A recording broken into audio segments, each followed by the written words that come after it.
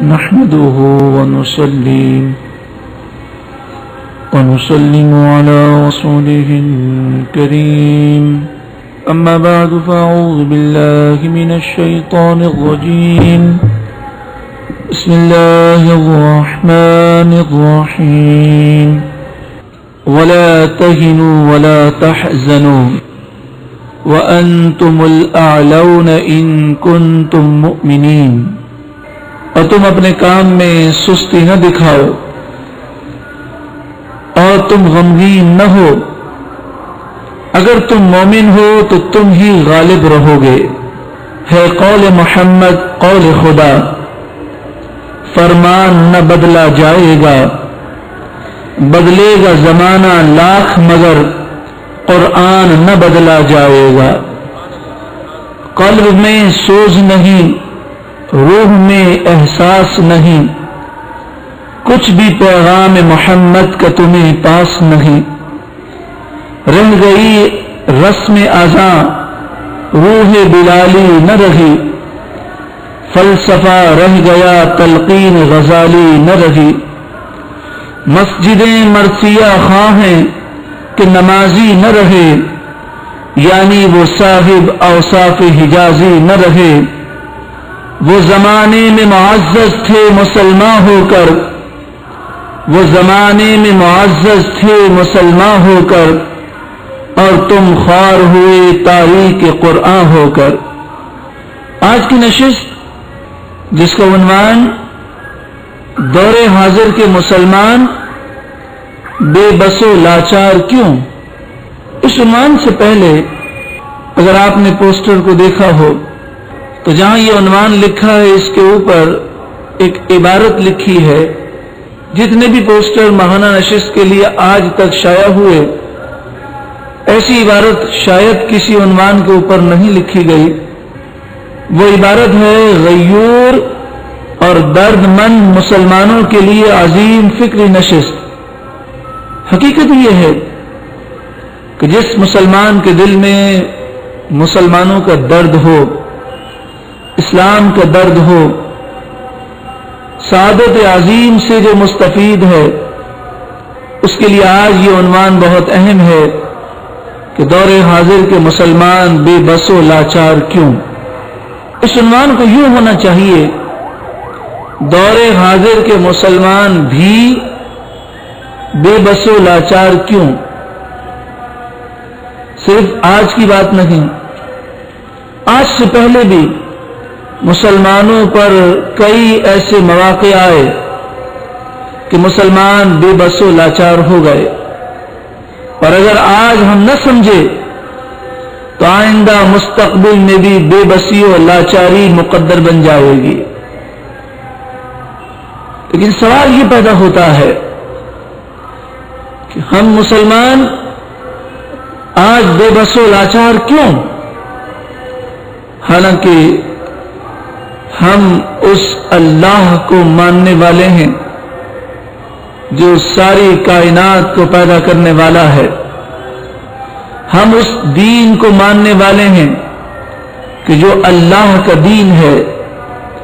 ان الدین عند اللہ الاسلام، بے شک اللہ کے نزدیک دین تو صرف اسلام ہے۔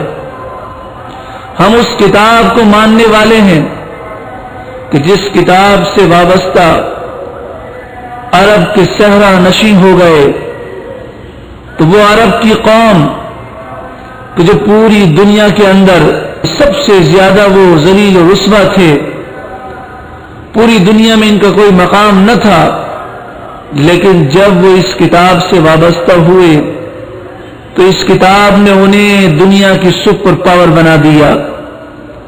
ہم تو اس انقلابی کتاب کو ماننے والے مسلمان ہیں، ہم تو اس نبی کے ماننے والے ہیں کہ جس نبی کی بشارتیں تمام نبیوں نے دی، جس نبی کا تذکرہ تمام آسمانی کتابوں میں ہے، جس نبی کے متعلق عہد عالم ارواح میں تمام نبیوں رسولوں سے اللہ نے لیا کہ جس کے بعد کوئی نبی نہیں آ سکتا، اور جو نبی کریم صلی اللہ علیہ وسلم کو آخری نبی نہ مانے وہ کافر ہے، مرتد ہے۔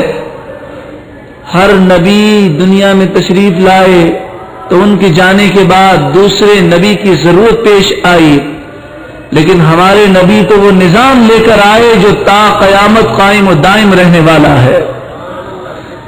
آپ صلی اللہ علیہ وسلم خود فرماتے ہیں کہ میں تمام مخلوق کا نبی ہوں، تمام مخلوق کے لیے رسول بنا کر بھیجا گیا، اور قیامت تک میں نبی ہوں، میرے بعد کوئی نبی نہیں آئے گا۔ تو ہم اس نبی کے ماننے والے ہیں جو تمام نبیوں کے بھی امام ہیں، تمام رسولوں کے بھی امام ہیں، تمام فرشتوں کے بھی امام ہیں۔ لیکن کیا وجہ ہے کہ آج مسلمان بے بس و لاچار کیوں؟ اور یہ بات حقیقت ہے کہ یہ بے بسی و لاچاری شروع سے نہ تھی، اسلام کی برکت سے مسلمان بڑی قوت بن گئے۔ بڑے بڑے جابر مسلمانوں کے سامنے بے بس و لاچار تھے، کسی کی جرت نہ تھی کسی ایک خاتون کی طرف آنکھ اٹھا کر بھی دیکھ سکے، کسی کی جرت نہ تھی کسی بچے کی خون سے ہولی کھیل سکے۔ لیکن آج کیا ہوا؟ آج ہماری بہنوں کی عزت محفوظ نہیں، آج مسلمان بچوں کو گولیوں سے بھون دیا جاتا ہے، کوئی آواز اٹھانے والا نہیں۔ تو کیا ہو گیا؟ یہ بے بسی اور لاچاری کیوں آئی؟ اس کو سمجھنے سے پہلے ہم پہلے اپنے ماضی کی طرف جائیں اور یہ دیکھیں کہ ہمارا ماضی کیسا تابناک روشن ہے، اور کس قدر ہمارا عروج تھا، اور مسلمان کس قدر ہمت و جوش اور جذبے سے وہ سرشار تھے، ان کا کیسا روب و دبدبا تھا۔ اور حقیقت یہ ہے کہ یہ نبی اکرم صلی اللہ علیہ وآلہ وسلم کی تربیت کا نتیجہ تھا کہ نبی صلی اللہ علیہ وآلہ وسلم کی زندگی ہمارے لیے بہترین نمونہ ہے۔ لقد کان لکم فی رسول اللہ اسوۃ حسنہ، رسول اللہ کی زندگی میں تمہارے لیے بہترین نمونہ ہے۔ تو آپ صلی اللہ علیہ وآلہ وسلم نے زندگی کے ہر پہلو پر وہ روشنی ڈالی کہ ہر پہلو میں ہر آنے والے طوفان کا مقابلہ کرنے کی صلاحیت رسول اللہ نے مسلمانوں میں پیدا کی۔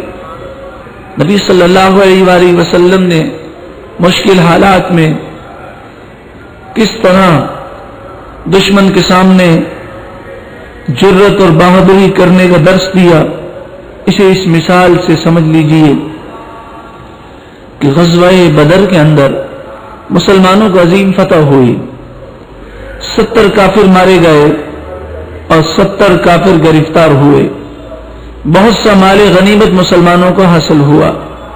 پھر غزوہ احد میں ابتدائی طور پر فتح ہوئی، پھر بعض مسلمانوں کی غلطی سے نقصان ہوا، اور بالآخر غزوہ احد میں مسلمانوں کو فتح ہو گئی۔ لیکن مسلمان کو نقصان بہت بڑا ہوا اور 70 صحابہ کرام شہید ہو گئے۔ حضرت ابو سفیان جو بعد میں ایمان لے آئے تھے، لیکن اس وقت جب وہ غزوہ احد میں آئے تھے تو اس جنگ میں وہ کافروں کے سردار تھے اور کافروں کی قیادت ان کے ہاتھ میں تھی، یہ اس وقت کافر تھے۔ جب یہ غزوہ احد سے جانے لگے تو ابو سفیان نے نبی کریم صلی اللہ علیہ وآلہ وسلم کو پکار کے کہا، یا محمد صلی اللہ علیہ وسلم، غزوہ بدر کے موقع پر 70 ہمارے آدمی آپ نے مارے اور 70 گرفتار کیے، غزوہ احد میں ہم نے 70 مسلمانوں کو شہید کیا اور ہم نے اس کا تبادلہ لے لیا، لیکن 70 افراد کو ہم گرفتار نہ کر سکے، تو ابھی بدلہ لینا باقی ہے۔ تو ابو سفیان نے کہا کہ آپ بھی تیاری کیجئے، ہم بھی تیاری کرتے ہیں، پورے 1 سال کے بعد فلاں تاریخ کو بدر کے میدان میں پھر جمع ہوں گے اور پھر مقابلہ ہوگا اور ہم آپ کو بتائیں گے کہ ہم میں کیسی طاقت ہے۔ نبی کریم صلی اللہ علیہ وآلہ وسلم نے فرمایا انشاءاللہ ہم آئندہ سال بدر کے میدان میں تمہارے مقابلے کے لیے ضرور پہنچیں گے۔ پورے سال کافر جنگ کی تیاری کرنے لگے، پورے سال انہوں نے جنگ کی تیاری کی، مسلمان بھی جنگ کی تیاری کرنے لگے، لیکن مسلمانوں کے حالات درست نہ تھے، مالی پوزیشن بہت کمزور تھی، اور اس وقت کافر بہت دولت مند تھے، بہت اسلحہ تھا، اور ان کی طاقت ہی تو تھی کہ مسلمان مکے سے ہجرت کرنے پر مجبور ہو گئے۔ تو طاقتور ہونے کے باوجود اس دشمن نے 1 سال تیاری کی۔ اب بتائیے کہ ایک دنیا کی طاقت ہو اور پھر وہ 1 سال تیاری کرے، اس سے مقابلہ کتنا مشکل ہوگا۔ لیکن اللہ تعالی جو چاہے کرتا ہے۔ اللہ تعالی نے کافروں پر مسلمانوں کا رعب طاری کر دیا، اور ابو سفیان نے یہ فیصلہ کیا کہ اس سال ہمیں جنگ کے لیے نہیں جانا اور مزید تیاری کرنی ہے، لیکن سوچنے لگے کہ اگر ہم جنگ کے لیے نہ گئے تو مسلمانوں کا رعب پورے عرب میں وہ طاری ہو جائے گا، اور لوگ کہیں گے کہ مسلمانوں کے سامنے مقابلے کے لیے کافر نہ آئے۔ تو انہوں نے نعیم بن مسعود اشجعی ایک کافر کو تیار کیا اور کہا کہ تم مدینے جاؤ اور دیکھو کہ مسلمان کیا کر رہے ہیں، اور اگر وہ جنگ کی تیاری کر رہے ہوں تو پروپیگنڈا کرو، اور ہماری جنگی طاقتوں کو اس طرح بیان کرو کہ مسلمانوں کو رعب طاری ہو جائے اور مسلمان اس قدر ڈر جائیں کہ وہ مقابلے کے لیے ہی نہ آئیں۔ الذین قال لهم الناس ان الناس قد جمعوا لكم فاخشوهم۔ جب مسلمانوں سے یہ کہا کہ کافروں نے مکے میں بہت بڑا لشکر تیار کیا ہے، فاخشوهم، تم ان سے ڈرو۔ یہ مدینے آئے اور مسلمانوں کو کافروں کی جنگی تیاریاں بڑا چڑھا کر بیان کرنے لگے کہ کسی طریقے سے مسلمان وہ خائف ہو جائیں، ڈر جائیں۔ اللہ اکبر۔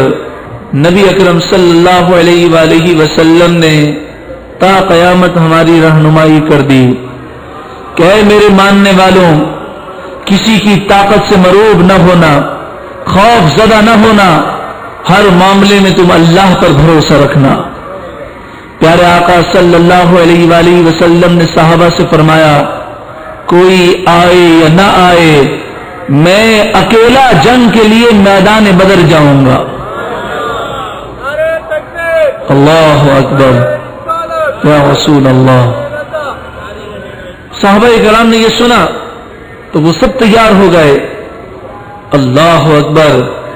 ایک طرف رعب میں مبتلا کرنے کی کوشش کی جا رہی ہے، اور پیارے آقا صلی اللہ علیہ وآلہ وسلم اس کا جواب کس طرح دے رہے ہیں کہ فرما رہے ہیں میں اکیلا جاؤں گا اگر کوئی بھی نہ آیا۔ اور جب سبوں نے حاضری کی درخواست کی تو آپ نے صرف 70 جوانوں کو لیا۔ دشمن کے اتنے بڑے لشکر سے مقابلے کے لیے صرف 70 افراد لیے، اور یہ پیغام دے دیا کہ اے کافروں، ہم مرعوب ہونے والی، خوف زدہ ہونے والی اور ڈرنے والی قوم نہیں ہیں۔ فزادہم ایمانا، کافروں نے ڈرانے کی کوشش کی، فزادہم ایمانا، مسلمانوں کا ایمان اور بڑھ گیا۔ وقالوا حسبنا اللہ ونعم الوکیل، اور مسلمان بولے اللہ ہمیں کافی ہے اور وہ بہترین مدد کرنے والا ہے۔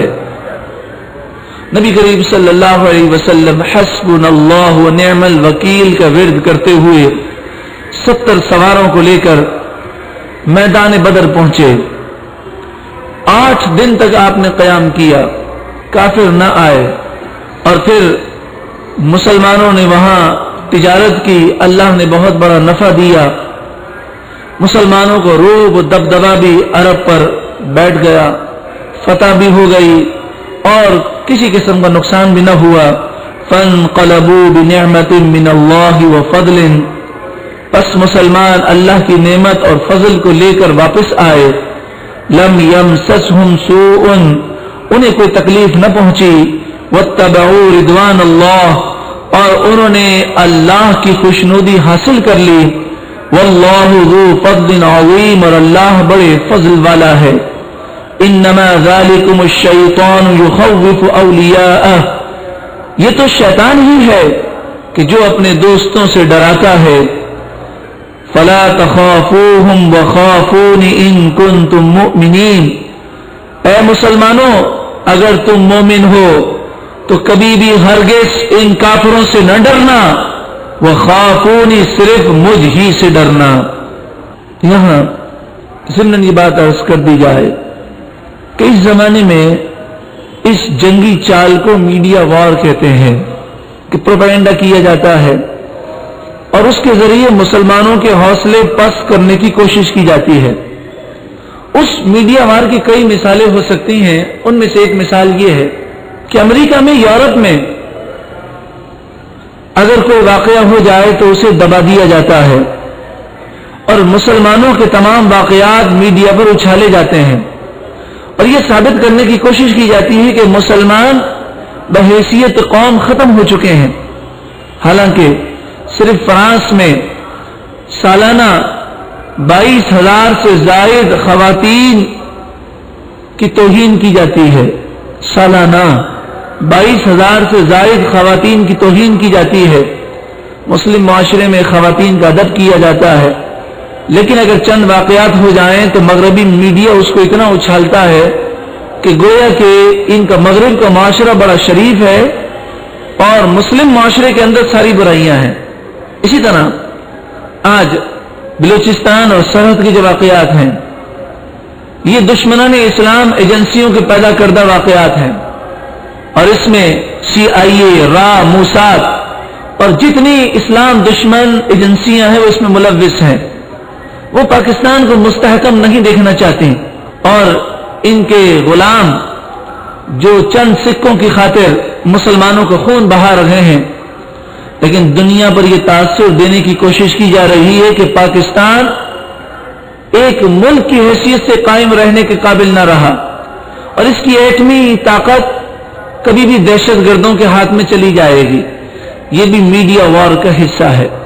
اسی طرح عراق پر جب حملہ کرنا تھا تو میڈیا وار کی گئی اور عراق کے اسلحے کی کہانیاں سنائی گئیں، اور پھر امریکہ کا نیا صدر بڑی آسانی سے کہہ دیتا ہے اتنا بڑا جرم کیا گیا، تقریباً 15 لاکھ عراقی مسلمان امریکہ کے حملے میں آج تک ہلاک ہو چکے ہیں۔ اب سوچیں کتنی مسجدیں، کتنے مزارات، کتنے مدرسے، کتنے دارالعلوم، کتنے اسکول، کتنے کالج، کتنی یونیورسٹیاں تباہ ہو چکی ہیں۔ اس سرزمین کو تیل کی دولت سے خالی کر دیا گیا، تو اب نیا امریکی صدر یہ اعلان کرتا ہے کہ مسلمانوں امریکہ کو معاف کر دیا کرو، کبھی کبھی اس سے غلطی ہو جاتی ہے۔ عراق پر جو حملہ تھا وہ ہماری غلطی تھی، عراق کے پاس کوئی اسلحہ نہیں تھا، یہ غلط فہمی کی وجہ سے جنگ ہو گئی، اب ہم جلد عنقریب عراق کو چھوڑ دیں گے، کچھ آپ نے باقی رکھا ہو تو چھوڑیں گے۔ پوری طرح اس سرزمین کو لوٹ لیا۔ اب اس کے بعد بے شرمی کے ساتھ یہ کہتے ہیں کہ کبھی کبھی غلطی ہو جاتی ہے۔ ایک طرف یہ اعلان کیا جاتا ہے کہ امریکہ تمام CIA کی خفیہ جیلوں کو بند کرنے کا اعلان کر رہا ہے، مسلمانوں کا امریکہ دشمن نہیں ہے، ہم مسلم ممالک سے تعلقات بڑھانا چاہ رہے ہیں، اور دوسری طرف پاکستان پر میزائل مارے جاتے ہیں، افغانستان میں خون بہایا جا رہا ہے، فلسطین کی سرزمین پر بے گناہ بچوں کا قتل عام کیا گیا، اور اس قدر ظلم کیا گیا، اس قدر ظلم کیا گیا کہ دنیا کی تاریخ میں اس کی مثال نہیں ملتی۔ اور آج یہ کہتے ہیں ہم مسلمانوں کے دشمن نہیں، اور کس قدر ظلم ہے، کس قدر ظلم ہے کہ امریکہ یہودی فوجوں کے اس عمل کو جائز قرار دیتا ہے اور کہتا ہے یہ تو اسرائیل نے، یہودی فوجیوں نے اپنے دفاع میں کی ہیں کوششیں، چونکہ کبھی کبھی فلسطین کی طرف سے اکا دکا جو راکٹ آتا تھا اس راکٹ حملوں کو ختم کرنے کے لیے اس نے 1500 عورتوں اور بچوں اور بوڑھوں اور جوانوں کو شہید کر دیا، تمام اسکول اور عمارتیں اڑا دی گئیں۔ تو آپ سوچیں کہ یہ کس قدر ہماری محرومی ہے کہ ہم دشمن کی باتوں میں آ جاتے ہیں۔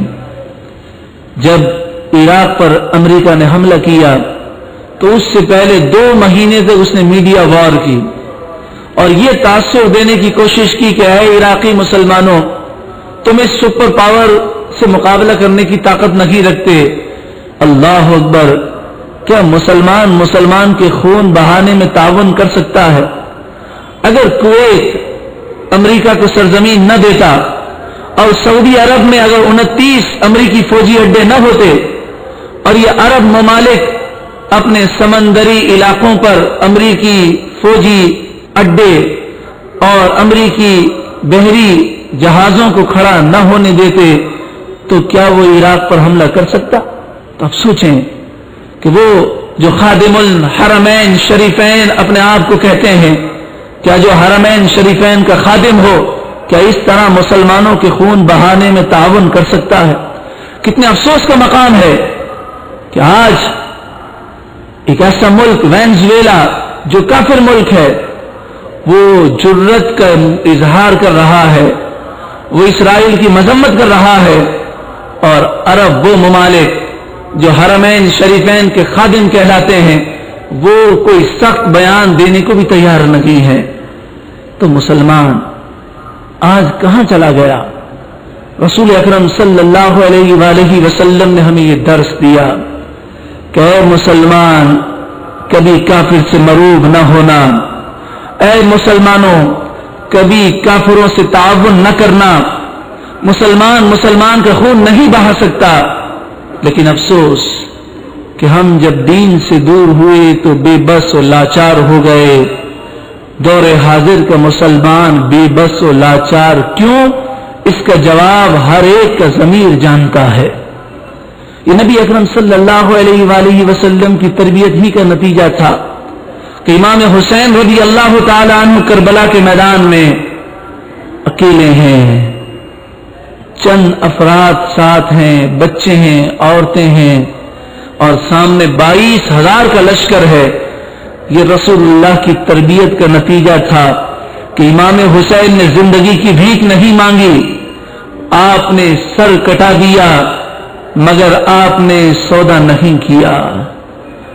حضرت خالد بن ولید رضی اللہ تعالیٰ عنہ رسول اکرم صلی اللہ علیہ وآلہ وسلم سے تربیت یافتہ ہیں۔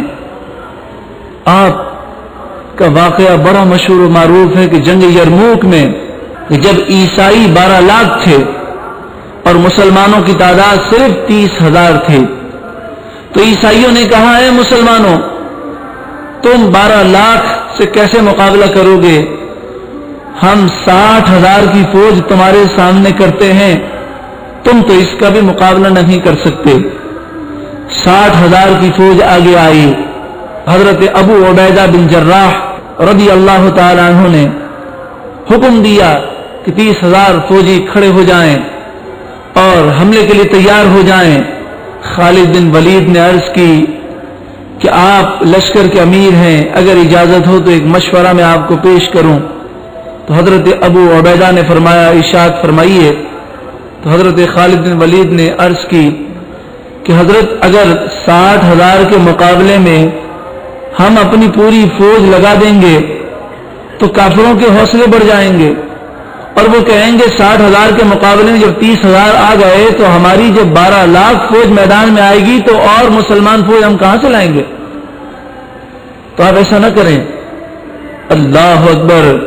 حضرت ابو عبیدہ نے کہا میں تمہارا مطلب سمجھا نہیں، تم کیا چاہتے ہو؟ کہا حضرت میں یہ چاہتا ہوں کہ یہ 60,000 کے مقابلے میں خالد بن ولید کو بھیج دیں۔ خالد بن ولید جسے میرے نبی صلی اللہ علیہ وسلم نے اللہ کی تلوار قرار دیا، وہ کہہ رہے ہیں یا امیر لشکر آپ بے فکر ہو جائیں، یہ 60,000 کے لیے اکیلا خالد بن ولید کافی ہے۔ حضرت اللہ اکبر!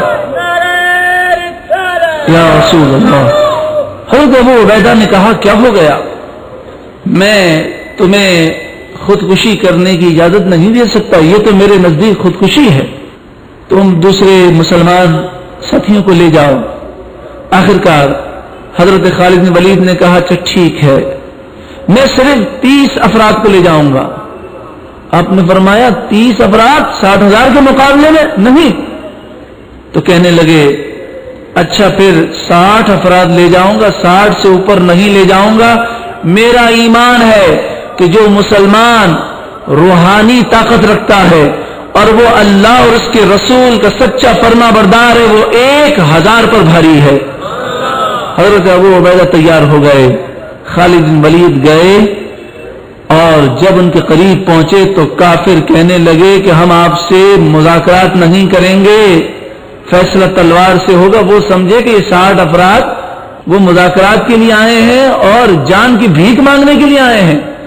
خالد بن ولید نے کہا مذاکرات کے لیے نہیں آئے، ہم تو جنگ کے لیے آئے ہیں. کہنے لگے اپنی جان پہ رحم کریں. تو آپ نے فرمایا ہمیں اپنی جان کی زیادہ فکر ہے، اپنی جان پر رحم کرتے ہیں تبھی تو آئے ہیں کہ شہادت پائیں اور جنت میں جائیں. تو جنگ شروع ہوئی، صبح سے لے کر شام تک جنگ جاری رہی. 5000 کافروں کو ان 60 مسلمانوں نے کاٹ کے رکھ دیا. جب شام ہوئی تو غیبت ناک آواز پیدا ہوئی، غیبی مدد آئی اور آواز آئی اے کافروں بھاگ جاؤ. اس قدر خوف طاری ہوا کہ کافر بھاگنے لگے اور مسلمانوں کو اللہ نے فتح نصیب فرمائے.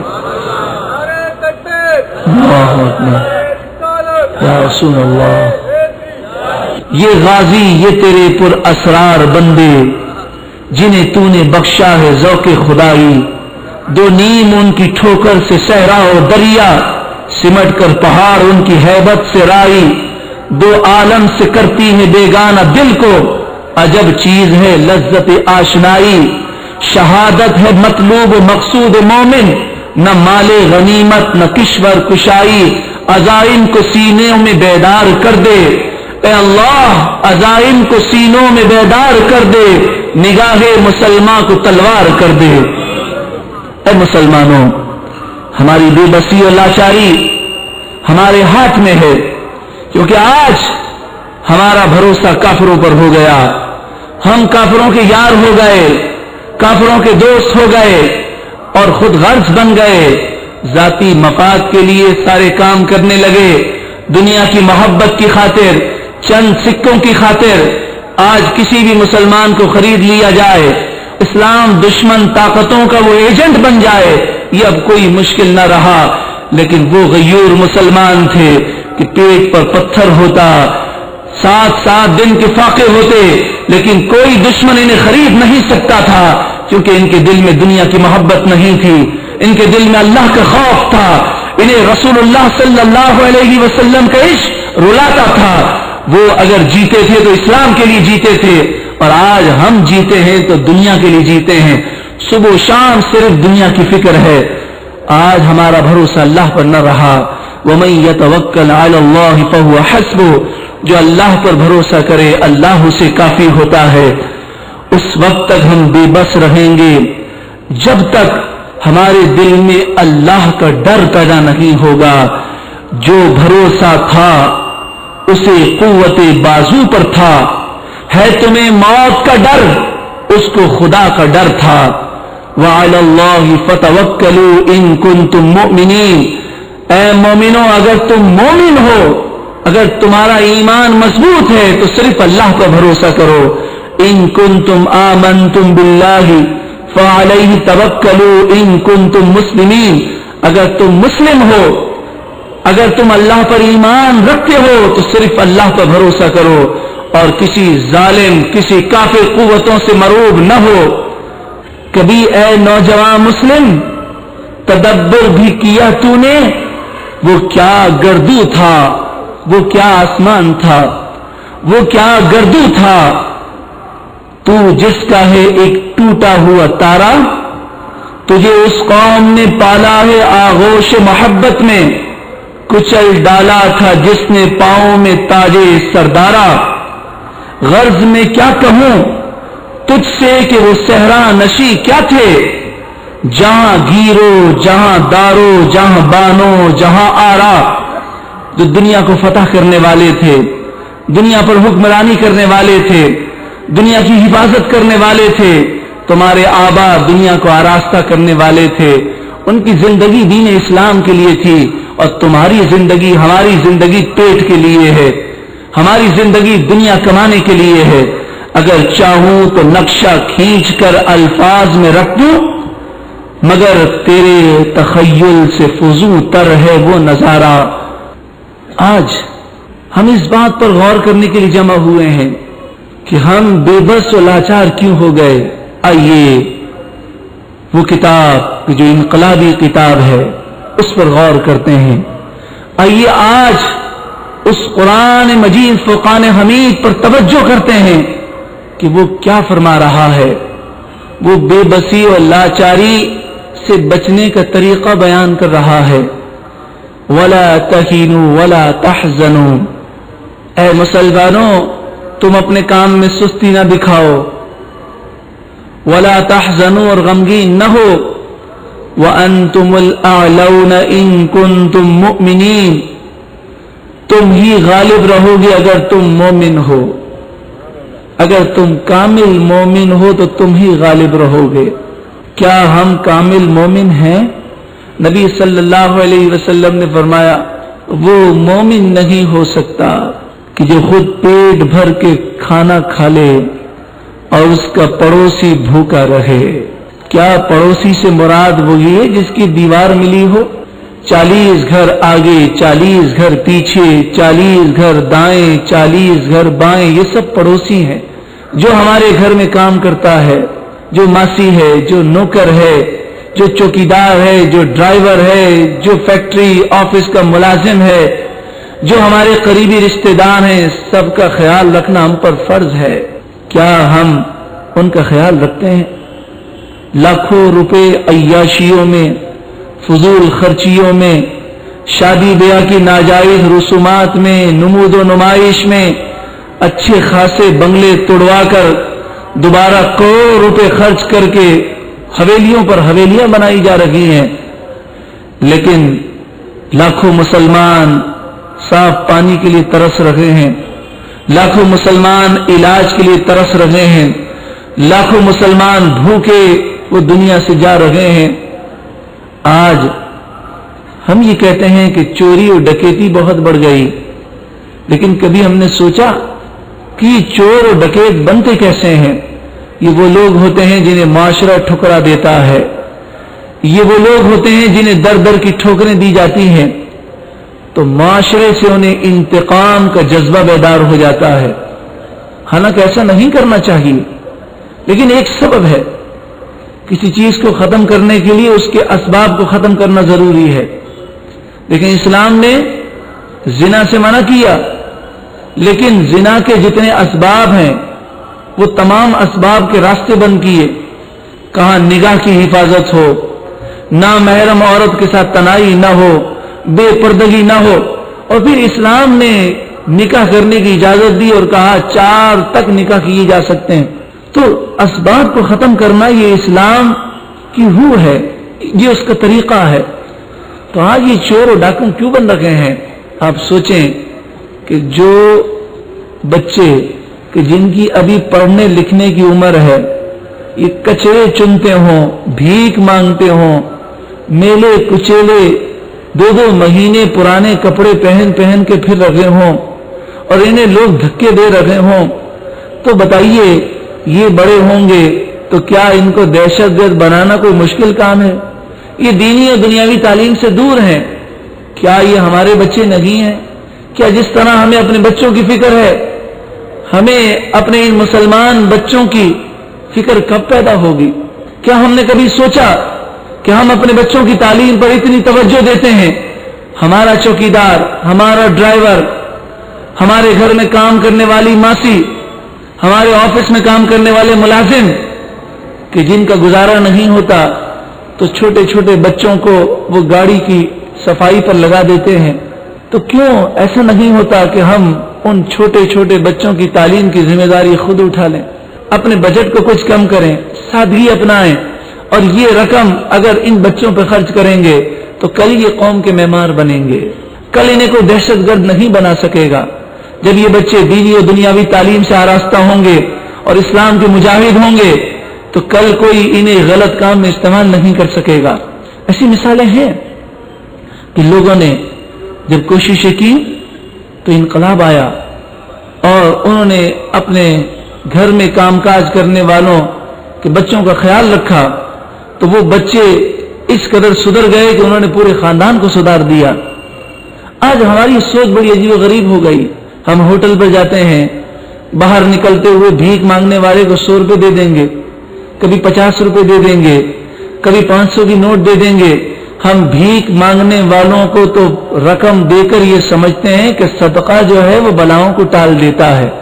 بے شک صدقہ بلاؤں کو ٹال دیتا ہے، لیکن جو بھیک مانگنے کا انہوں نے پیشہ بنا لیا انہیں دینے سے تو منع کیا گیا۔ ہم انہیں تو دیتے ہیں لیکن جو محنت کر رہا ہے اسے پوری مزدوری نہیں دیتے، کس کے رکھتے ہیں۔ اگر 4000 روپے میں کوئی ملازم مل رہا ہے اور عام طور پر اس کی تنخواہ 4000 روپے ہے، اور اگر ہم 3500 روپے میں کسی کی مجبوری کا فائدہ اٹھا کر اسے رکھ لیتے ہیں تو بڑے فخر سے کہتے ہیں کہ تم بے وقوف ہو، 4000 دیتے ہو، دیکھو میرے یہاں تو یہی کام کرنے والا میں اسے 3500 دیتا ہوں۔ ارے ہم اپنے بچوں کی خواہشات پوری کرنے کے لیے ایک ریسٹورینٹ میں جا کر ہزاروں روپے بہا دیتے ہیں، کیا ہم محنت کرنے والے کو محنت کی مزدوری پوری نہیں دے سکتے؟ آج ہم غور کریں، قرآن فرماتا ہے وَأَنْتُمُ الْأَعْلَوْنَ إِن كُنتُم مُؤْمِنِينَ، اگر تم مومن ہو، کامل مومن ہو تو غلبہ اور فتح تمہیں ہی نصیب ہوگی۔ کامل مومن بننے کے لیے ہمیں یہ دیکھنا ہوگا کہ رسول اللہ نے کامل مومن کی کیا نشانیاں بیان کی۔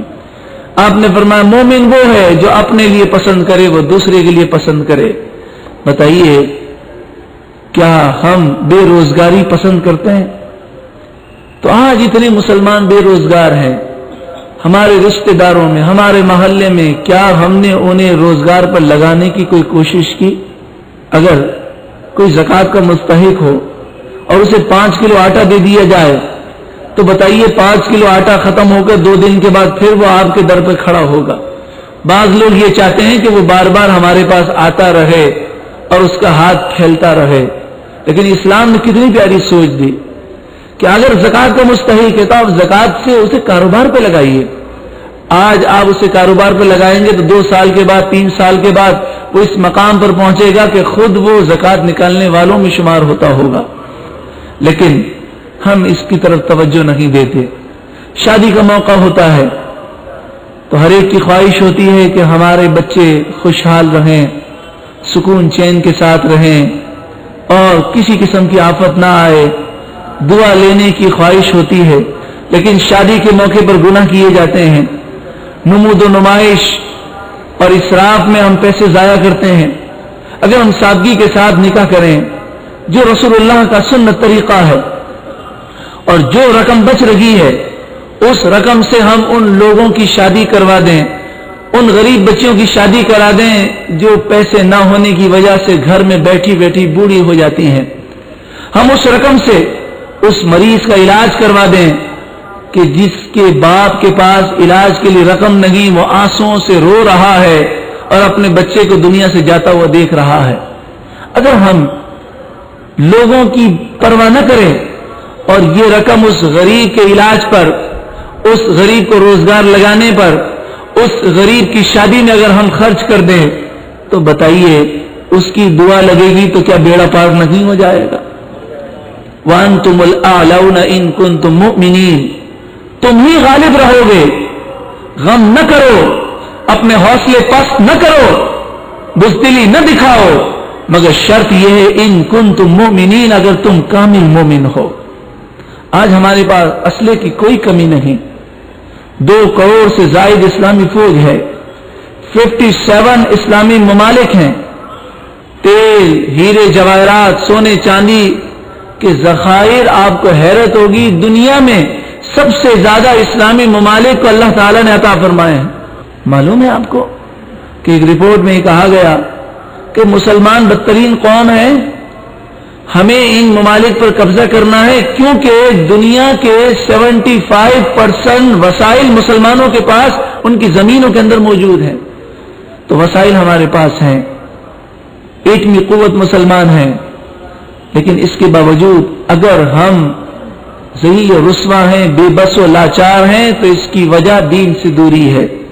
سورہ نور آیت نمبر 55 میں ارشاد ہے، وعد اللہ الذین آمنوا منکم وعملوا الصالحات، جو تم میں سے ایمان رکھیں گے اور اچھے عمل کریں گے اللہ نے اس سے وعدہ کیا۔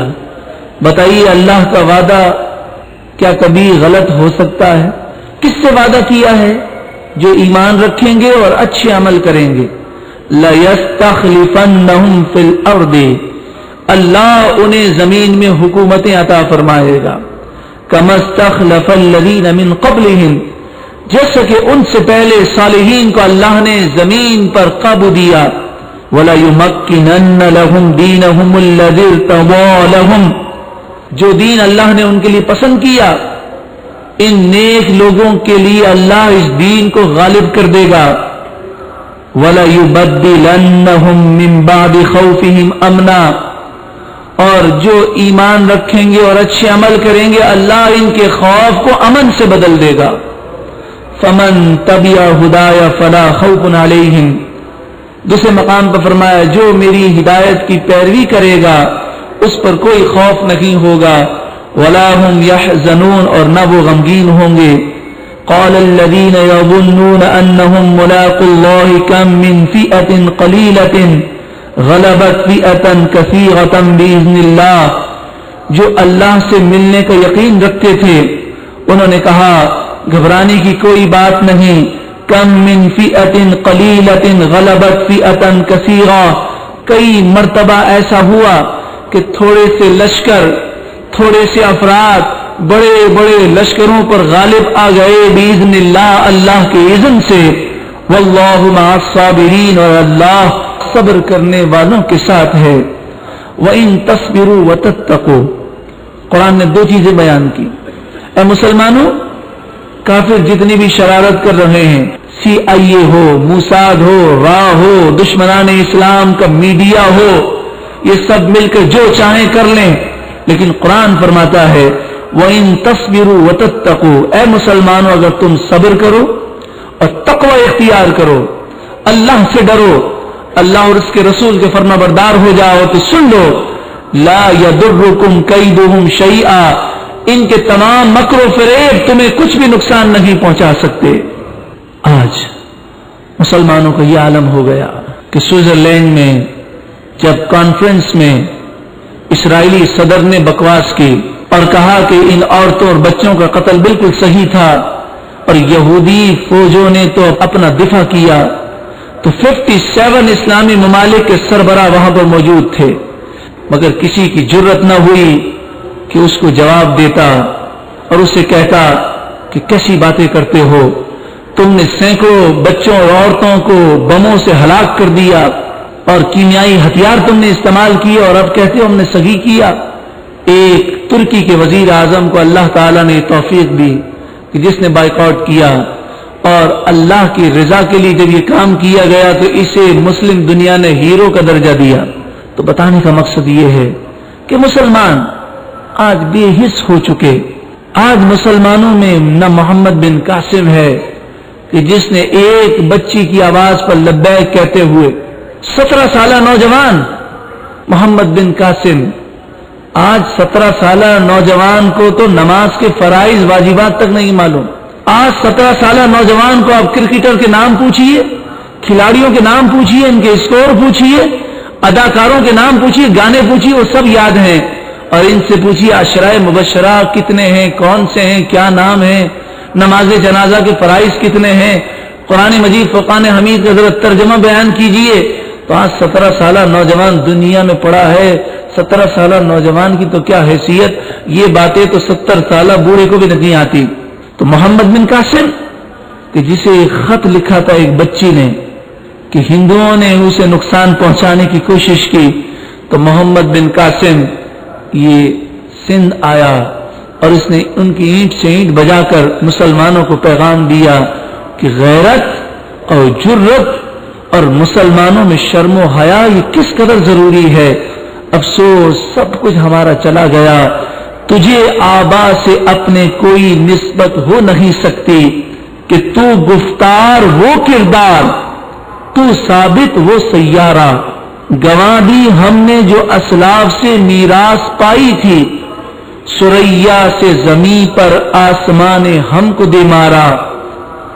بے فکری نیند سوتے ہیں، عیاشیاں کرتے ہیں، نماز فجر قضا ہو جائے، دین کا درد ہمارے اندر ہے نہیں.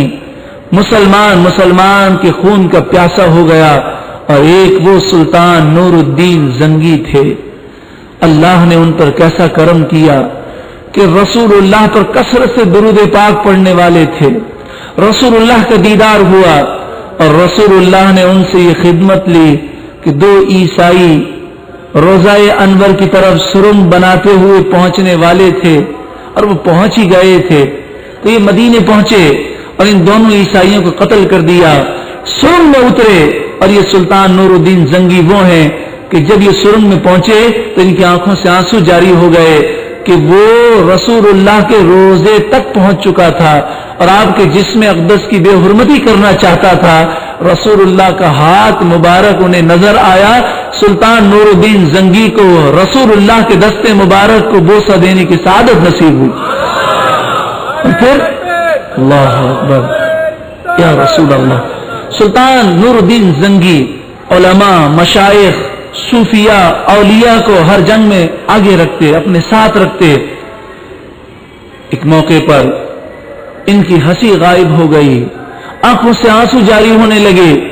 ایک عالم سلطان نور الدین زنگی کی خدمت میں آئے اور کہنے لگے سلطان کیا بات ہے، آپ میرے سامنے مسکرائے نہیں، کیا آپ کو یہ حدیث نہیں معلوم کہ رسول اللہ صلی اللہ علیہ وسلم نے فرمایا مومن کو دیکھ کر مسکرانا بھی صدقہ ہے؟ تو سلطان نور الدین زنگی نے کہا میں کیسے مسکراؤں کہ فلاں جگہ پر کافروں نے مسلمانوں کا محاصرہ کر لیا ہے اور وہ بھوکے ہیں، وہ پیاسے ہیں اور انہیں مارا جا رہا ہے. اس غم سے میری نیندیں اڑ گئی ہیں اور میری ہنسی ختم ہو چکی ہے. رات کو وہ عالم سوئے تو رسول اللہ کا دیدار نصیب ہو گیا. رسول اللہ صلی اللہ علیہ وسلم نے فرمایا جاؤ نور الدین زنگی کے پاس اور اس سے کہو کہ تم نے یہ کہا کہ مسلمان پریشان ہیں، اس غم کی وجہ سے میری مسکراہٹ ختم ہو چکی ہے، اور تم نے یہ قسم کھائی کہ نور الدین زنگی اس وقت تک نہیں مسکرائے گا کہ جب تک مسلمانوں کا محاصرہ ختم نہ ہو جائے. اللہ کو تمہارا یہ جملہ اتنا پسند آیا کہ اللہ نے مسلمانوں کو فتح دے دی. وہ عالم راتوں رات اٹھے، آنکھ کھل گئی، بھاگے بھاگے سلطان کے گھر پہنچے تو دستک دی، آواز آئی کون ہے؟ کہا سلطان سے ملنا ہے. سلطان آرام کر رہے ہوں گے لیکن رسول اللہ کا اہم پیغام پہنچانا ہے، ان کو اٹھا دیجئے. اللہ اکبر، وہ سلطان کیسے سلطان تھے. گھر والوں نے کہا ارے آپ کو کیا ہو گیا؟ سلطان نور الدین زنگی تو پوری رات اللہ کی عبادت کرتے، وہ کبھی سوتے ہی نہیں ہیں. کہا کہاں ہوں گے؟ کہا جامع مسجد امویہ میں تہجد کی نماز کے لیے گئے ہیں.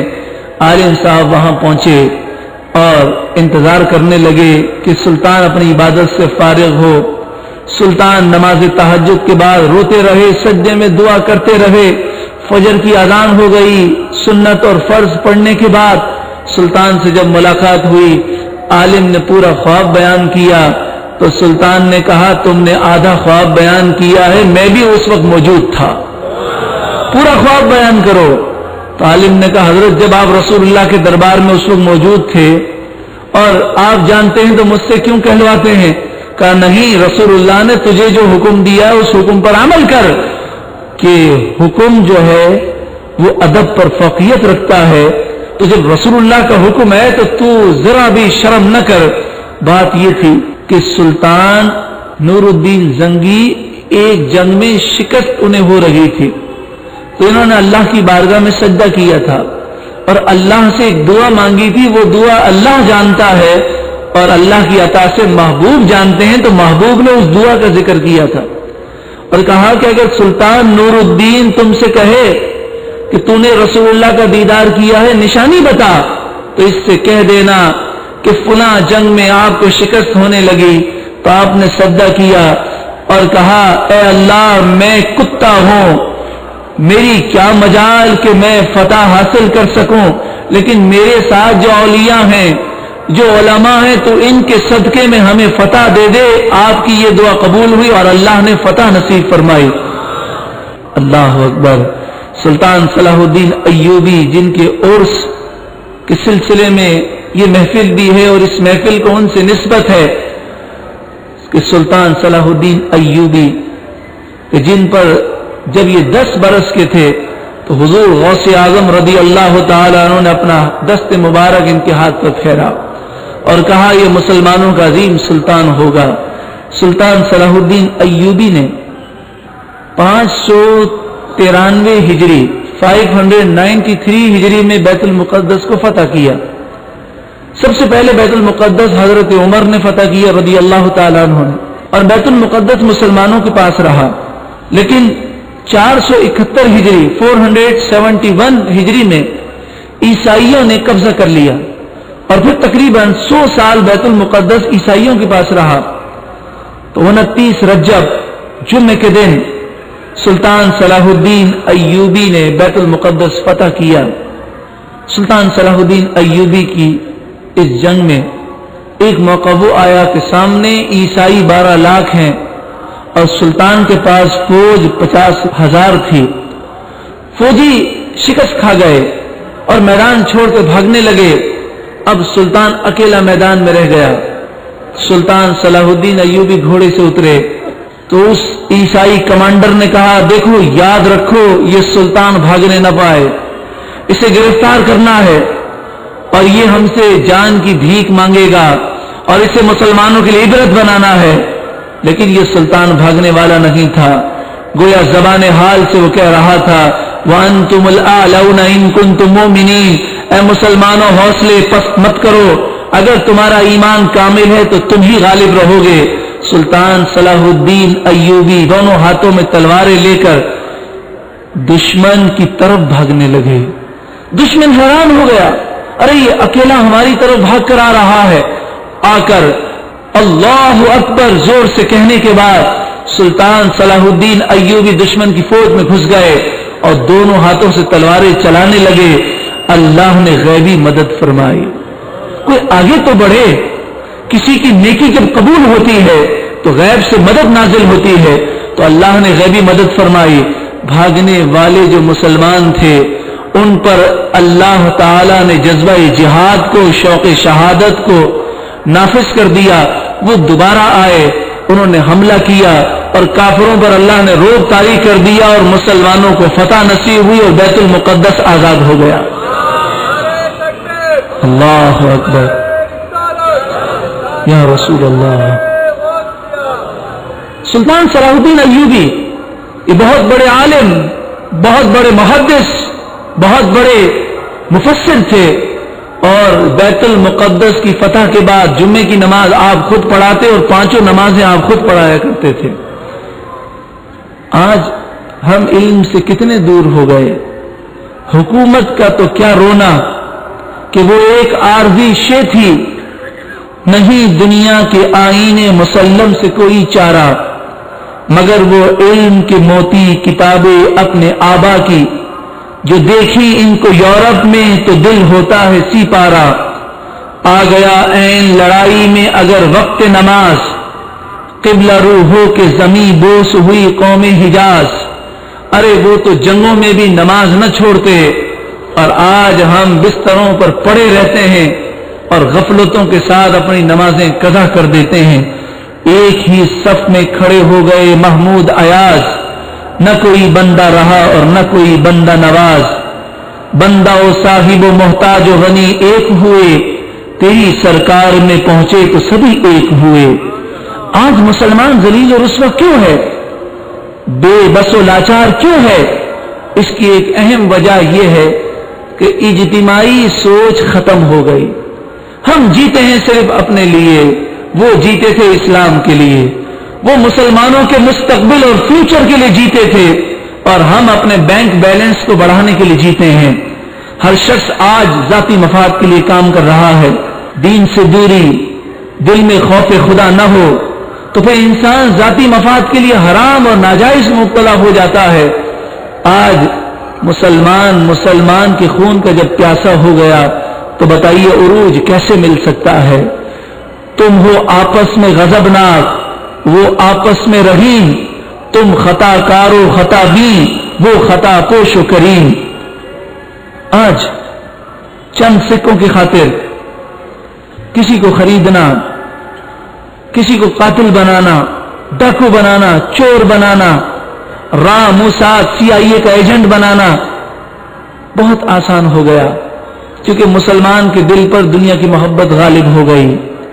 آج جتنے کرپشن ہو رہے ہیں، جتنا رشوت کا لین دین ہو رہا ہے، جعلی شناختی کارڈ اور پاسپورٹ بنائے جا رہے ہیں، اسکول کالج کے بم سے اڑایا جا رہا ہے، مساجد، مزار اور بازاروں میں خودکش بم دھماکے ہو رہے ہیں، سرحد میں محبان پاکستان اور علماء و مشائخ اہل سنت کو ذبح کیا جا رہا ہے، لاشیں لٹکائی جا رہی ہیں. بتائیے کیا یہ کام اسلام کے مجاہدوں کا ہو سکتا ہے؟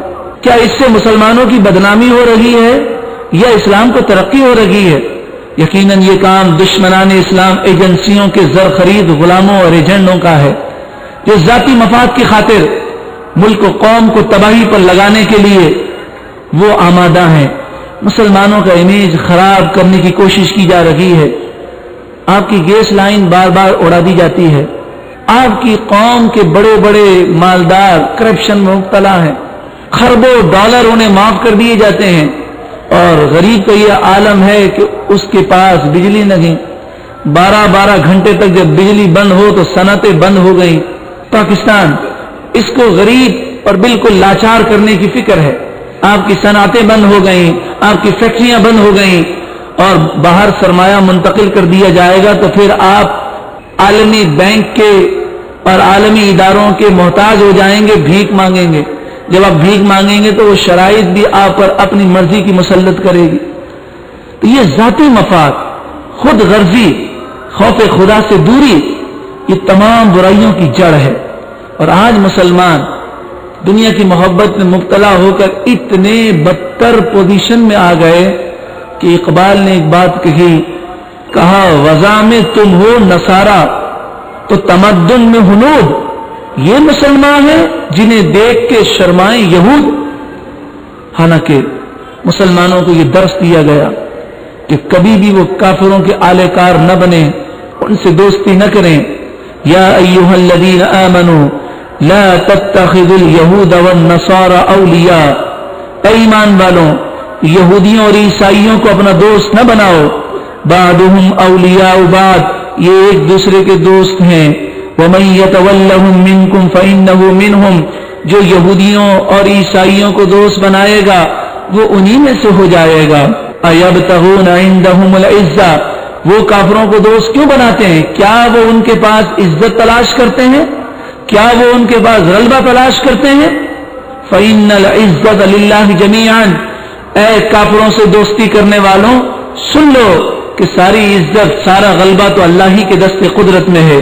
یا ایھا الذین آمنوا لا تتخذوا بطانة من دونکم. اے ایمان والوں، دشمنوں کو اپنا رازدار نہ بناؤ. لا یألونکم خبالا، یہ تمہیں نقصان پہنچانے میں ذرہ برابر کمی نہیں کریں گے. ودوا ما عنتم، یہ تو چاہتے ہیں کہ تمہیں تباہ کر دیں. قد بدت البغضاء من افواہہم، ان کی جو نفرت ہے یہ ان کے منہ سے ظاہر ہو چکی ہے. وما تخفی صدورہم اکبر، اور جو ان کے سینوں میں تمہارے لیے نفرت ہے وہ اس سے بڑھ کر ہے. ایک امریکی صدر نے یہ کہا تھا کہ یہ صلیبی جنگوں کا آغاز ہو گیا اور پھر مکر گیا. اور دوسرا موجودہ صدر جس نے صدارتی مہم کے دوران یہ بات کہی تھی کہ اب اگر امریکہ پر حملہ ہوا تو میں مکہ مکرمہ اور مدینہ منورہ پر ایٹم بم گرا دوں گا. اب بتائیے کتنے مسلمان نادان ہیں کہ اس کے صرف نام سے متاثر ہو کر خوش ہو رہے ہیں. بڑے بھولے ہیں مسلمان کہ جن کے عزائم اس قدر خوفناک ہیں اور پھر بعد میں مکر گیا. قد بدت البغضاء من افواہہم، ان کے منہ سے ان کی نفرت ظاہر ہو چکی ہے.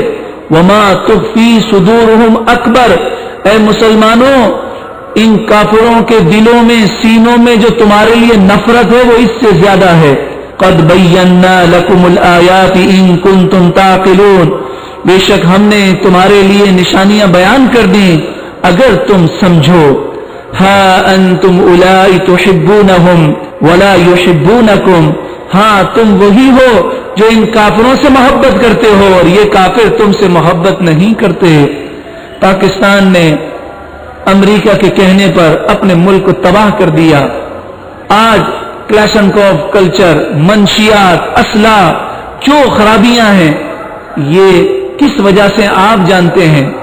لیکن اس دوستی کا کیا نتیجہ ہوا؟ یہ کہا جاتا ہے کہ پاکستان تو ملک دنیا میں رہنے کے قابل نہیں ہے. ہا انتم اولائی تحبونہم ولا یحبونکم، آج وہ پاکستان کو مٹانے کی باتیں کرتے ہیں. قرآن فرماتا ہے کہ یہ وہ لوگ ہیں جن سے تم محبت کرتے ہو، یہ تم سے محبت نہیں کرتے، یہ صرف اپنا مفاد چاہتے ہیں. وَتُؤْمِنُونَ بِالْكِتَابِ كُلِّ، تم تو تمام آسمانی کتابوں کو مانتے ہو اور یہ تو تمہاری کتاب اور تمہارے نبی کو نہیں مانتے. وَإِذَا لَقُوكُمْ قَالُوا آمَنَّا، تم سے ملتے ہیں تو بڑی میٹھی باتیں کرتے ہیں اور کہتے ہیں اے مسلمانوں امریکہ تمہارا دشمن نہیں ہے، لیکن پالیسیاں بھی تو دوست جیسی بنائیے. وَإِذَا خَلَوْا عَدُّوا عَلَيْكُمُ الْأَنَامِلَ مِنَ الْغَيْظِ، اور جب وہ جدا ہوتے ہیں تو غصے کے مارے اپنی انگلیاں چبا لیتے ہیں. ان تمسسکم حسنۃ تسؤہم، یہ تمہارے ایسے دشمن ہیں کہ اگر تمہیں کوئی بھلائی پہنچے تو انہیں برا لگتا ہے. وَإِن تُصِبْكُمْ سَيِّئَةٌ يَفْرَحُوا بِهَا، اگر تمہیں کوئی مصیبت آ جائے، تمہارا کوئی نقصان ہو جائے تو یہ کافر بڑے خوش ہوتے ہیں. قرآن تو خبردار کر رہا ہے کہ مسلمانوں تم ان سے خبردار رہنا. وقت کم ہونے کی وجہ سے اب میں اشارتاً گفتگو کرتا ہوں، وہ یہ کہ بیت المقدس پر 1948 میں جب قبضہ کیا گیا تو اس وقت مسلمان بے حیا ہو چکے تھے. بیت المقدس کے برابر تاریخ کا مطالعہ کیجئے، بیت المقدس کے برابر شراب خانہ تھا، کلب تھا، بدکاری کا اڈا تھا. مسلمان جمعے کی نماز پڑھنے کے بعد اس شراب پینے کے لیے شراب کے اڈے میں جاتے تھے. کیا ہوا؟ بیت المقدس چلا گیا. اب دبئی چلے جائیے، متحدہ عرب امارات کی کسی بھی ریاست میں چلے جائیے، مسجد ہے برابر میں شراب خانہ ہے. آپ کو محسوس ہی نہیں ہوگا کہ آپ کسی اسلامی ملک میں آ گئے ہیں. تو دشمن ہمیں تباہ کرنے کے لیے پہلے ہمیں بے حیا کرتا ہے. عراق کے اندر کیا ہوا؟ بے حیائی اتنے عروج پر تھی، اتنے عروج پر تھی، اللہ اکبر، کہ جو اس دور میں عراق گئے وہ کہتے ہیں ہمیں لگتا تھا کہ یورپ سے بھی 4 ہاتھ آگے ہو چکا ہے، شراب اور زنا عام ہو چکا. پھر کیا ہوا؟ کتنا خون خرابہ ہوا اور مسلمانوں پر کتنے ظلم کیے گئے. مغلیہ سلطنت کہ جنہوں نے انگریزوں کو اپنا دوست بنا لیا، اور جب مختلف ریاستوں کے نواب، مسلمان نواب مغلیہ سلطنت کے بادشاہوں کے پاس آتے اور ان سے کہتے کہ انگریز ہمیں تنگ کرتے ہیں، انہوں نے حملہ کر دیا ہے، تو وہ کہتے بھئی تم جانو انگریز جانے، ہمارے تو انگریز دوست ہیں. انگریزوں نے پہلے تمام ریاستوں کو ختم کیا اور پھر ایک دن مغلیہ سلطنت کے آخری بادشاہ کو گرفتار کر کے رنگون بھجوا دیا. برما کے اندر انہوں نے زندگی گزاری اور ایک دن انہیں کھانا پیش کیا تو بڑی سی ڈش کے اندر سرے پوش تھا. انہوں نے جب اس کے اوپر سے کپڑا ہٹایا دیکھا وہ کھانا نہیں تھا، ان کے 4 بیٹوں کے سر تھے. اس طرح انگریزوں نے دوستی کی وفاداری کی اور دوستی کا یہ صلہ دیا. غرناطہ مسلمان اسپین یورپ کے حاکم تھے، ابو عبداللہ محمد جو غرناطہ کا بادشاہ تھا، یہ انگریزوں اور فرانسیسیوں کا دوست تھا. لیکن آخرکار جب فوجیں آ گئیں تو ان لوگوں نے غداری کی اور دوستی کا یہ صلہ دیا کہ اس کو کہا کہ تم ہمارے دوست ہو اور ساری زندگی ہمارے کہنے پہ چلے ہو، کیونکہ ان کی جو باتیں ہوتی ہے، ان کی پلاننگ ہوتی ہے 200 سال کی. وہ ایسے مشورے دیتے ہیں، ایسے قوانین پاس کرواتے ہیں کہ ملک تباہ ہو جائے. اب غرناطہ یعنی یورپ سے اسلامی حکومت ختم ہو رہی تھی، تو ابو عبداللہ محمد کو ان کافر دوستوں نے کہا کہ ہم دوستی کا یہ حق ادا کرتے ہیں کہ باہر ٹانگے کھڑے ہیں، ہماری فوج بھی کھڑی ہے، اس کی سربراہی میں آپ مراکش چلے جائیں اور وہاں پر آپ اپنی زندگی بسر کر لیں. پھر وہ ابو عبداللہ محمد جو یورپ کا بادشاہ تھا، آخری مسلمان بادشاہ، وہ مراکش کی گلیوں میں بھیک مانگتا تھا اور کہتا تھا 1 کوڑی اللہ کے نام پر مجھے دے دو. تو کوئی اسے اگر بڑا سکہ دیتا تو یہ کہتا یہ سکہ تم اپنے پاس رکھو، میں تو 1 کوڑی کا مستحق ہوں. یقیناً میں نے کافروں سے دوستی کر کے اور ان کی باتوں پر عمل کر کے بہت بڑا نقصان کیا. میں تو اس قدر بدنصیب ہوں کہ مجھے 1 کوڑی ہی کافی ہے. لانس آف عربیہ، جو عرب کا ہیرو جسے کہا جاتا ہے، یہ کون ہے؟ جس نے مسلمانوں کی آخری حکومت، آخری سلطنت عثمانیہ کو ختم کیا. لانس آف عربیہ، جس نے عرب لوگوں میں قومیت کا تعصب پیدا کیا اور انہوں نے ترکیوں کے خلاف بغاوت کی. یہی لانس آف عربیہ ہے جس نے نجدی اور سعودی قبیلے کو ترکی گورنمنٹ کے خلاف کھڑا کیا اور وہ انگریزوں سے مل گئے. 1924 اور 1925 میں جنگ جاری رہی. باہر کے حاجی حج کے لیے نہ آ سکے. ترکی بڑے عاشق رسول تھے.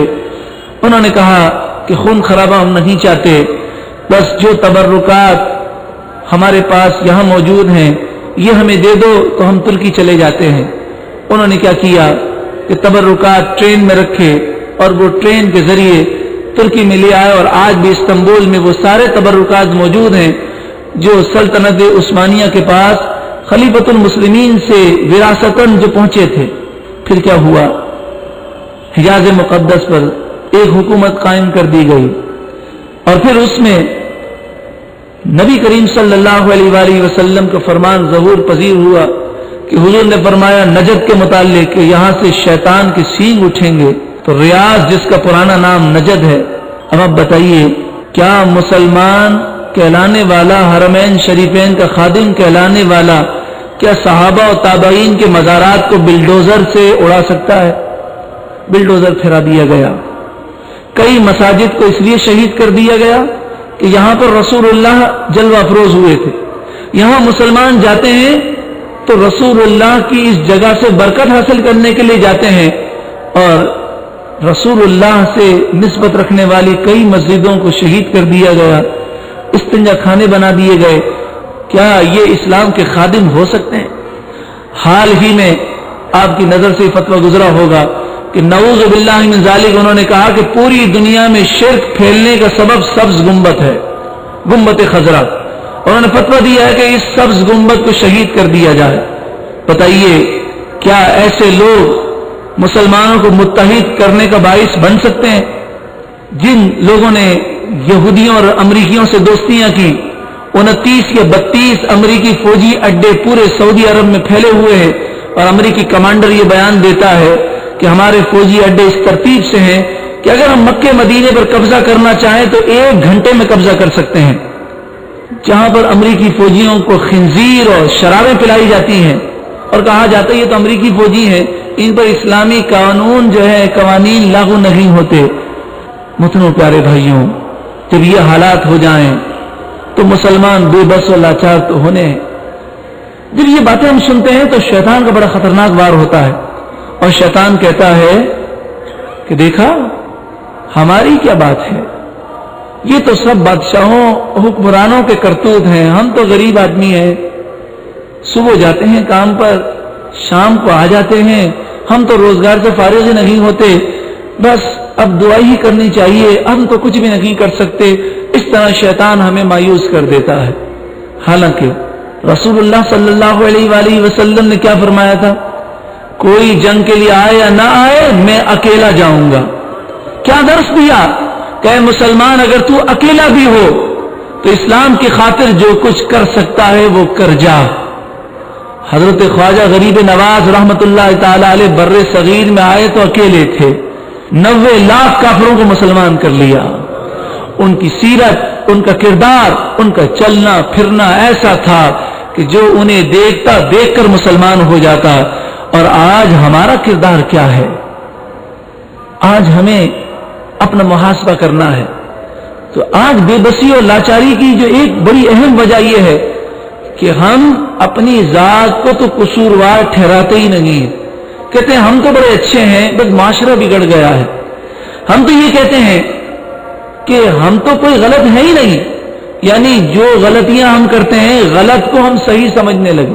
اور جب قوم غلط کاموں کو صحیح سمجھنے لگے تو وہ قوم تباہ ہو جاتی ہے.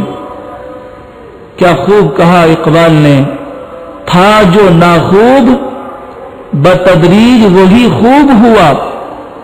تھا جو ناخوب بتدریج وہی خوب ہوا کہ غلامی میں بدل جاتا ہے قوموں کا ضمیر.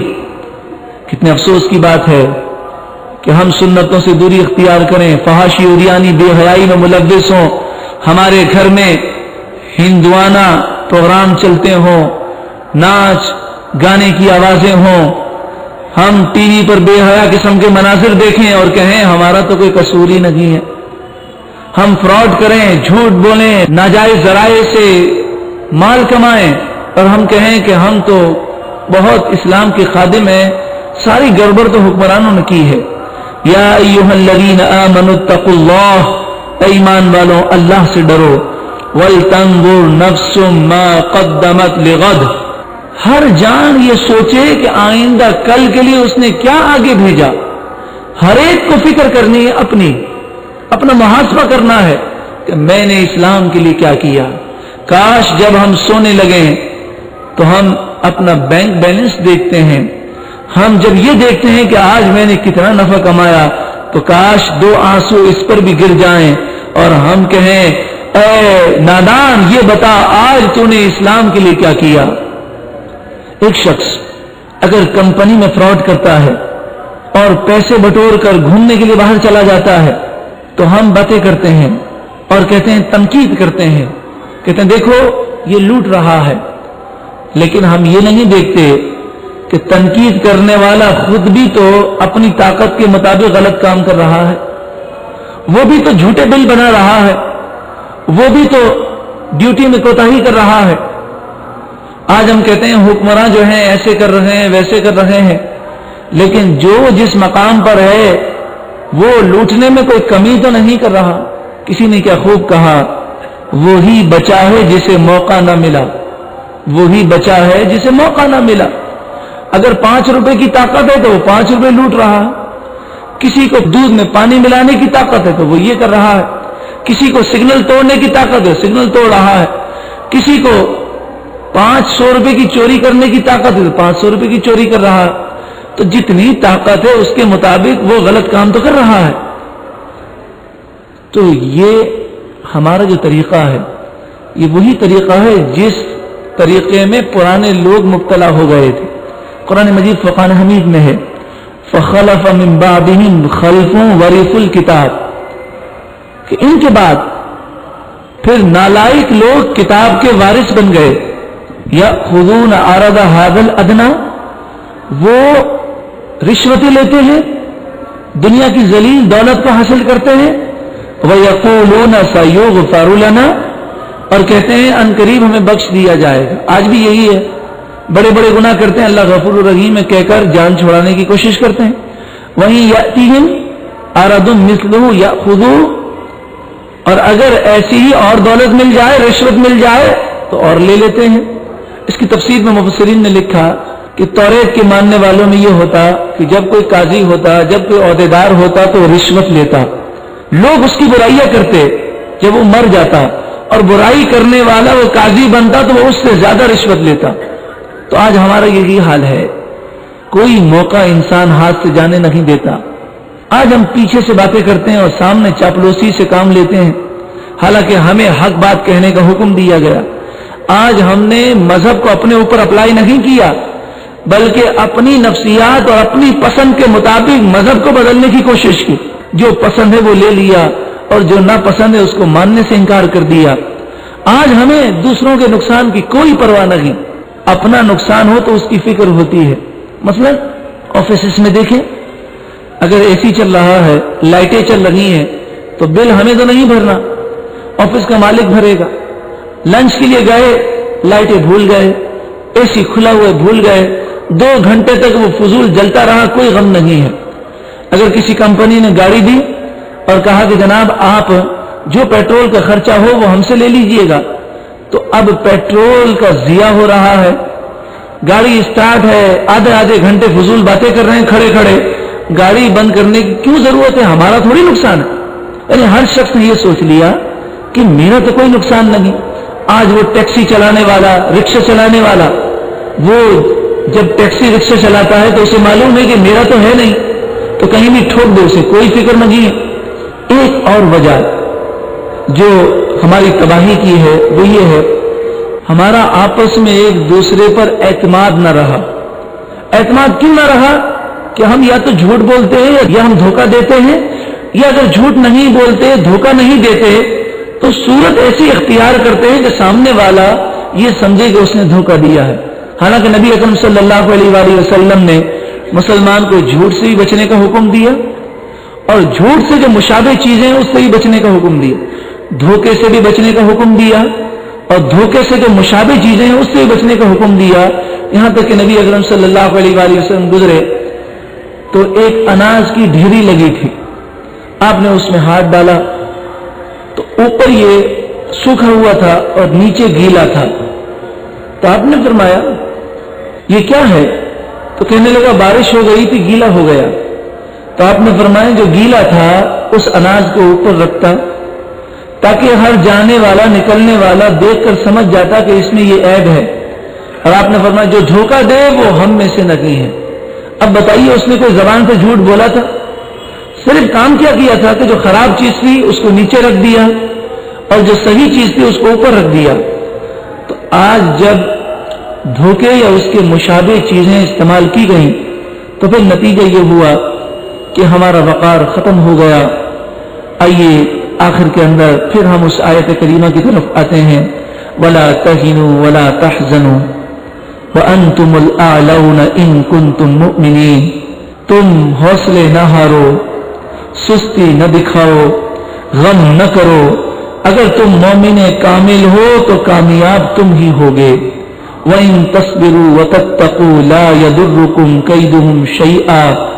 अगर तुम सब्र करो, तकवा इख्तियार करो, तो काफिरों के मक्र फरेब तुम्हें कुछ भी नुकसान नहीं पहुंचा सकते। अगर हम मोमिन कामिल बन जाएं, सब्र और तकवा इख्तियार कर लें, तो बेफिक्र हो जाएं, हमें यकीनन फतह होगी। है कौल मोहम्मद कौल खुदा, फरमान न बदला जाएगा, बदलेगा जमाना लाख मगर कुरान न बदला जाएगा। आज जरूरत इस बात की है कि हम इश्क रसूल की शमा अपने अंदर रोशन करें। अंग्रेज जब बर्रे सगीर में आए तो इन्हें इसी बात की फिक्र थी, एक चीज मुसलमानों को इकट्ठा करने वाली है वो इश्क रसूल।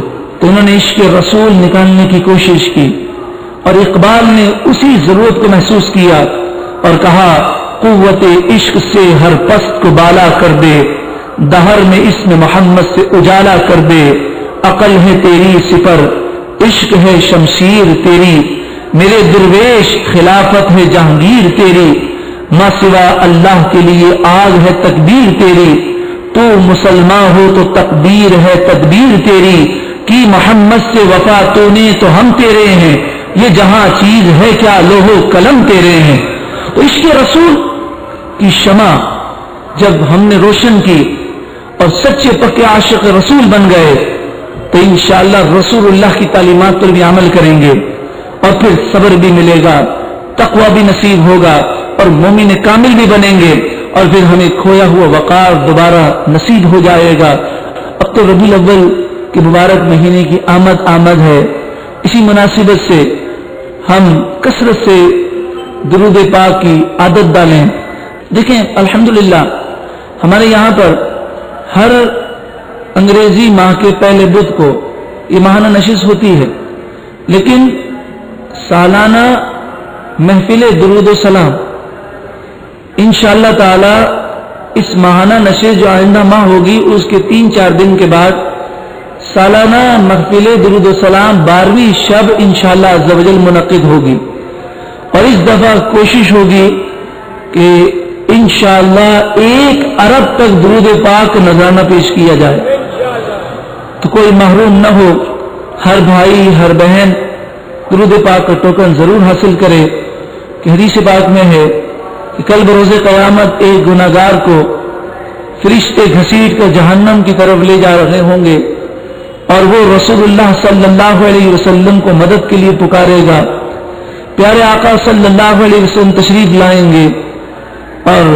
آپ حکم دیں گے فرشتوں کو کہ اسے میزان عمل پہ لے جاؤ، اس کے نامہ اعمال میں نیکی باقی نہ ہوگی، گناہوں سے بھرا ہوگا۔ پیارے آقا صلی اللہ علیہ وآلہ وسلم تشریف لائیں گے اور اس کے نیکیوں کے پلڑے میں کچھ رکھ دیں گے، نیکیوں کا پلہ بھاری ہو جائے گا، جنت کا اعلان کر دیا جائے گا، اور فرشتے اب جنت کی طرف لے جانے لگیں گے، تو وہ عاشق رسول عرض کرے گا یا رسول اللہ میں تو جہنم کی طرف جا رہا تھا، کس چیز کو آپ نے ڈالا، میرے نیکیوں کے پلے کو آپ نے بھاری کیسے کیا؟ تو پیارے آقا صلی اللہ علیہ وسلم فرمائیں گے کہ جب تو دنیا میں تھا تو ایک دن جس محبت اور عقیدت کے ساتھ تو نے درود پاک پڑھا، وہ درود پاک میں نے آج نیکیوں کے پلے میں رکھا ہے۔ جو دن بھر میں 1000 مرتبہ پابندی سے درود پاک پڑھے وہ اس وقت تک نہیں مرے گا جب تک کہ جنت میں اپنا مقام نہ دیکھ لے۔ اللہ اکبر یا رسول اللہ۔